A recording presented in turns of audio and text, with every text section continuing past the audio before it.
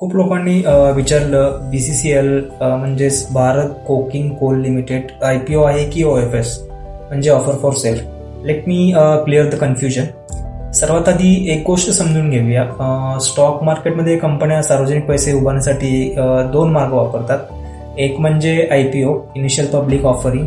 यामध्ये काय होत असतं, कंपनी नवीन शेअर्स इश्यू करते, कंपनीला पैसा मिळतो आणि हा पैसा नवीन प्रोजेक्ट्स किंवा अगोदरचं कर्ज फेडते किंवा कंपनी विस्तार करण्यासाठी वापरला जातो. आणि दुसरं ऑप्शन म्हणजे OFS ऑफर फॉर सेल. यामध्ये काय होत असतं, कंपनी नवीन शेअर्स तयार करत नाही, आधीपासूनचे जे शेअर्स असलेले प्रोमोटर्स किंवा गव्हर्नमेंट किंवा लार्ज शेअर होल्डर जे असतात हे शेअर्स पब्लिकली एका ठराविक प्राइस आणि ठराविक लॉटमध्ये लोकांना विकले जातात. यातून मिळणारा पैसा हा कंपनीकडे जात नाही, तो थेट जो कोणी प्रमोटर असेल त्यांच्याकडे जातो. मग BCCL म्हणजेच भारत कोकिंग कोल लिमिटेडच्या केसमध्ये काय होत आहे, तर BCCL पहिल्यांदाच शेअर बाजारात येत आहेत, पण कंपनी नवीन शेअर्स इश्यू करत नाही.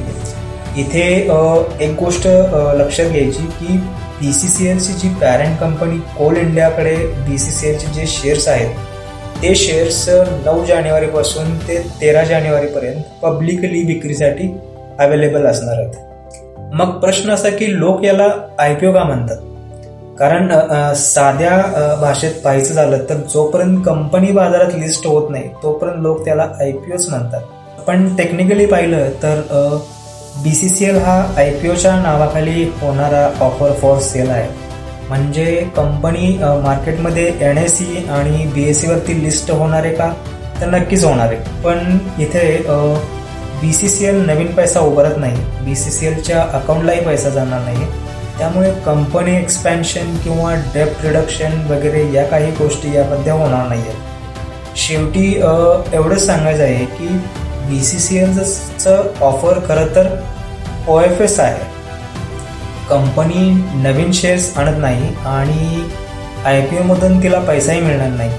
कोल इंडियाची जी पॅरेंट्स कंपनी आहे ती आपले आधीचे शेअर्स विकत आहे, म्हणून याला OFS असंच म्हटलं जातं.